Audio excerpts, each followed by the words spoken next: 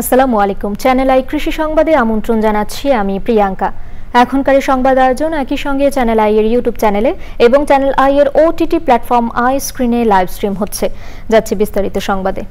কিশোরগঞ্জে বস্তায় আদা চাষ বেড়েছে। কম খরচে বেশি লাভ হওয়ায় কৃষি বিভাগের পরামর্শে বস্তায় আদা চাষে কৃষকদের আগ্রহ বাড়ছে। এতে কৃষক লাভবান হওয়ার পাশাপাশি আমদানি নির্ভরতা কমেছে বলে জানিয়েছে কৃষি অধিদপ্তর। কিশোরগঞ্জ প্রতিনিধি এস কে রাসেলের তথ্য, ভিডিও চিত্রে আল মুকসিদের রিপোর্ট। কিশোরগঞ্জের সদর উপজেলার দানাইল এলাকায় দেলোয়ার হোসেন পতিত জমিতে 2000 বস্তার আদার চাষ করেছেন। পরিমাণ মতো মাটি ও গোবর সার মিশ্রিত করে সিমেন্ট ও বালির বস্তায় আদা চাষে খরচ মাত্র 50 থেকে 55 টাকা। এই বছর তো বীজের সংকটের কারণে 2000 প্লাস বস্তা করা হয়েছে, নাহলে আরো করার ইচ্ছা ছিল। আগামীতে 10,000 প্লাস করার চিন্তা ভাবনা আছে। আমার এই আদা দিয়ে বীজ হয়ে যাবে আশা করতেছি। 200-300 টাকা কেজি আদা কিনে এনে খাই, নিজের হইলো আমি খেতে হচ্ছে, আমি বিক্রিও করলাম, নিজে চললাম, আরো 10 জন চললো। অনাবাদি পতিত জমিতেও চাষ করা যায় এই পদ্ধতিতে। এই জায়গাতে অন্য কিছু ফসল হইতো না, তো এই জায়গাটাকে আদা চাষের প্রদর্শনের মাধ্যমে আদা চাষের আওতায় নিয়ে এসেছি।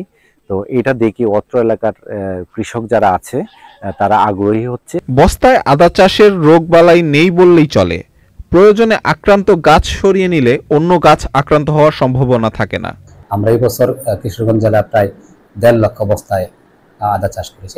আশা করা যাচ্ছে যে প্রতি বস্তা যে 1 কেজি করে আদা উৎপাদিত হয়, প্রায় 150 মেট্রিক টন আদা উৎপাদিত হবে। এবং সারা দেশেই এই আদা চাষ, বস্তা আদা চাষ সম্প্রসারণ করা হয়েছে। যদি আর কোনো প্রাকৃতিক দুর্যোগ না হয়, তাহলে আশা করা যাচ্ছে আগামীতে অন্তত 1 লক্ষ মেট্রিক টন আদা কম আমদানি করতে হবে। বাংলাদেশে প্রতি বছর প্রায় 2500 মেট্রিক টন আদার চাহিদা রয়েছে, যার বিপরীতে মাত্র 50,000 মেট্রিক টন আদা উৎপাদনের সক্ষমতা রয়েছে দেশের। বস্তায় আদা চাষের গুরুত্ব দিলে আমদানি নির্ভরতা কমবে বলে মনে করছেন সংশ্লিষ্টরা। আল মুকসিদ, চ্যানেল আই। দর্শক, কিশোরগঞ্জে বিএনপির জনসভায় লন্ডন থেকে ভিডিও কনফারেন্সে যুক্ত হয়েছেন তারেক রহমান। আমরা সরাসরি যাচ্ছি সেখানে।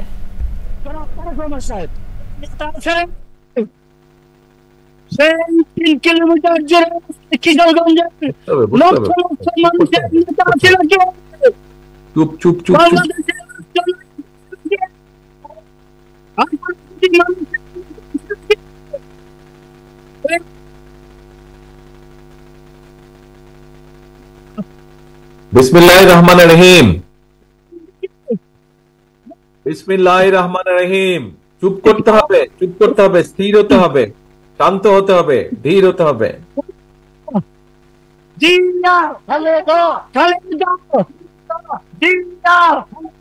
সবাইকে ধন্যবাদ। বিসমিল্লাহির রহমানির রহিম। আজকের এই জনসভার সম্মানিত সভাপতি, মঞ্চে উপস্থিত স্থায়ী কমিটির সম্মানিত সদস্য যেমন নজরুল ইসলাম খান, উপস্থিত সম্মানিত নেতা জনাব ফজলুর রহমান সহ উপস্থিত নেতৃবৃন্দ, মঞ্চে উপস্থিত আন্দোলনে শহীদ পরিবারের সদস্যবৃন্দ, উপস্থিত আন্দোলনে ক্ষতিগ্রস্ত পরিবারের সদস্যবৃন্দ, আমার সামনে উপস্থিত কিশোরগঞ্জবাসী, কিশোরগঞ্জের বিভিন্ন এলাকা থেকে আগত প্রিয় ভাই ও বোনেরা, আসসালামু আলাইকুম। প্রিয় ভাই বোনেরা, আজকে আমরা সকলে এই মাঠে, আপনারা এই যে হাজারো মানুষ এই মাঠে আপনারা একত্রিত হয়েছেন, আজকে আমরা এখানে একটি মুক্ত পরিবেশে কথা বলছি, একটি ভয়হীন পরিবেশে আমরা সকলে কথা বলছি। একটু আগে আপনারা দেখেছেন মঞ্চে কিছু মানুষ কথা বলেছেন। কোন সেই মানুষগুলো? যেই মানুষগুলো স্বজনদেরকে তারা হারিয়েছেন বিগত স্বৈরাচার আন্দোলনের সময়। আমরা কিছু মানুষের বক্তব্য শুনেছি যারা নিজেরা শারীরিকভাবে ক্ষতিগ্রস্ত হয়েছেন, নির্যাতিত হয়েছেন, অত্যাচারিত হয়েছেন। বিগত স্বৈরাচারের বিরুদ্ধে আন্দোলনের সময়। প্রিয় ভাই বোনেরা, এই যেই মানুষগুলোর কথা আমরা শুনেছি, সেই মানুষগুলোকে সম্মান জানানোর জন্য, শ্রদ্ধা জানানোর জন্য, সেই শহীদ পরিবারের স্বজনদেরকে, শহীদ পরিবারের সদস্যদেরকে সম্মান জানানোর জন্য আজ আমরা সকলে একত্রিত হয়েছি।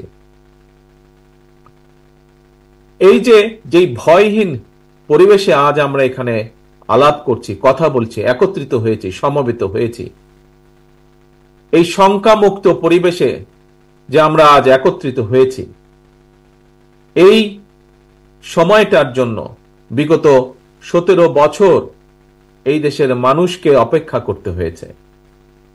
এই পরিবেশটির জন্য দীর্ঘ 17 বছর এই দেশের মানুষকে আত্মত্যাগ করতে হয়েছে, সংগ্রাম করতে হয়েছে, প্রতিবাদ প্রতিরোধ গড়ে তুলতে হয়েছে। প্রিয় ভাই বোনেরা, আজকে এই কিশোরগঞ্জ জেলাতেই আমরা আমাদের 16 জন মানুষকে হারিয়েছি, 17 জন মানুষকে আমরা হারিয়েছি, 17 জন মানুষকে আমরা এই কিশোরগঞ্জের মানুষকে আমরা হারিয়েছি, যারা আত্মত্যাগ করেছেন এই দেশের মানুষের অধিকারের জন্য, নিজেদের জীবনকে আত্মত্যাগ করেছেন। 16 জন মানুষ আছেন যারা বিভিন্নভাবে ক্ষতিগ্রস্ত হয়েছেন শারীরিকভাবে, যারা ভয় পাননি, পিছিয়ে যাননি, যারা দেশের মানুষের অধিকারের কথা বলতে গিয়ে।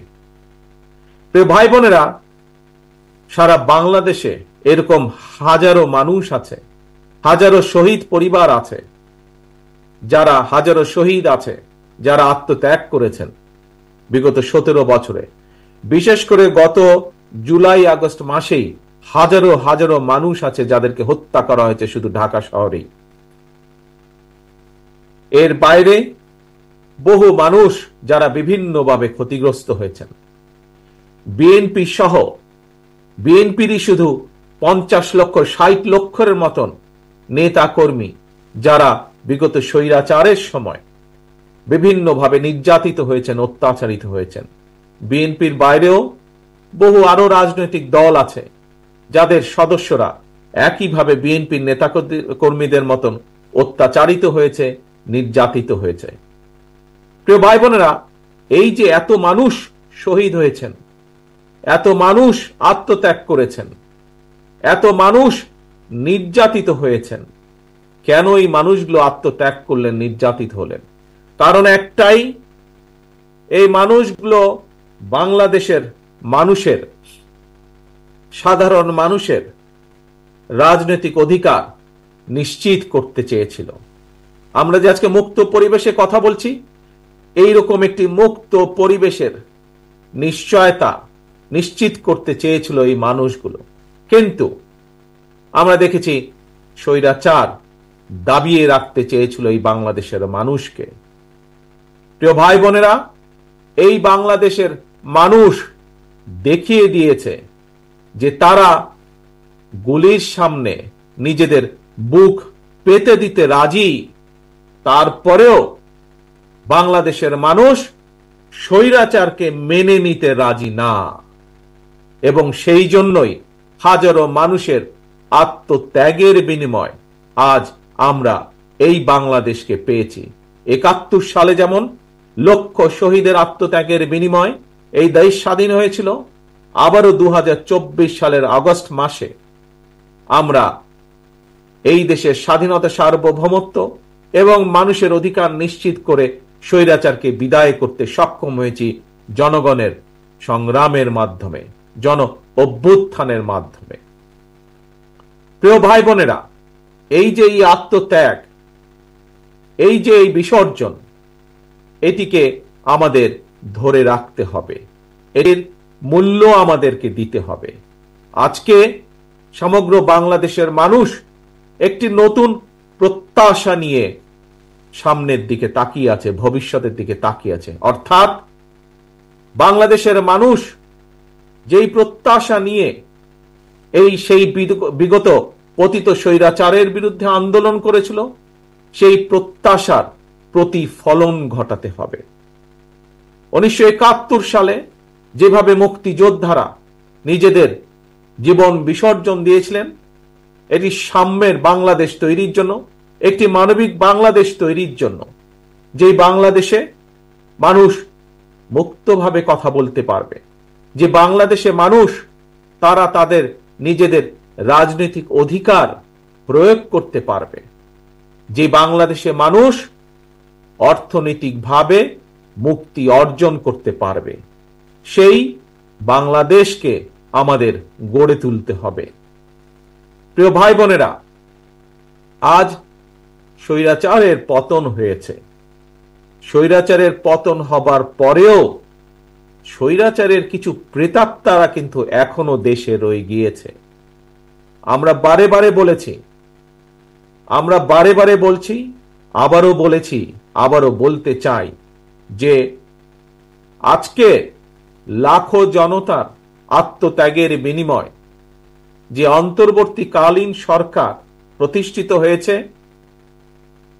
এই সরকার জনগণের রাজনৈতিক যে প্রত্যাশা, জনগণের রাজনৈতিক যে অধিকার, যার জন্য বাংলাদেশের মানুষ বিগত 17 বছর ধরে সংগ্রাম করছে, সেই অধিকার যাতে সঠিকভাবে প্রতিষ্ঠিত হয় তার জন্য তারা পদক্ষেপ গ্রহণ করবে। দর্শক, কিশোরগঞ্জে বিএনপির জনসভায় লন্ডন থেকে ভিডিও কনফারেন্সে যুক্ত হয়েছিলেন বিএনপির ভারপ্রাপ্ত চেয়ারম্যান তারেক রহমান। এবার চলে যাচ্ছি মূল সংবাদে। পারিবারিক পুষ্টি চাহিদা পূরণে গাইবান্ধা সাদুল্লাপুর উপজেলার ধাপেরহাট শাখা সমিতির 900 জন উপকারভোগীকে 1008টি ফলদ গাছের চারা বিতরণ করেছে বাংলাদেশ এক্সটেনশন এডুকেশন সার্ভিসেস বীজ। প্রধান অতিথি ছিলেন জেলা কৃষি সম্প্রসারণ অধিদপ্তরের উপপরিচালক কৃষিবিদ খোরশেদ আলম। বিশেষ অতিথি ছিলেন উপজেলা কৃষি কর্মকর্তা কৃষিবিদ মোহাম্মদ মতিউল আলম ও কৃষি কর্মসূচির প্রোগ্রাম ম্যানেজার মোশাররফ হোসেন। সভাপতিত্ব করেন বীজের সিনিয়র আঞ্চলিক ব্যবস্থাপক আসাদুল ইসলাম আসাদ। কর্মসূচির আওতায় প্রতি উপকারভোগী সদস্যকে একটি করে আম ও লিচুর চারা বিতরণ করা হয়। দর্শক, চ্যানেল আই কৃষি সংবাদের আজকের আয়োজন এ পর্যন্তই। পরবর্তী সংবাদ আয়োজনে আমন্ত্রণ জানিয়ে শেষ করছি। ধন্যবাদ সবাইকে।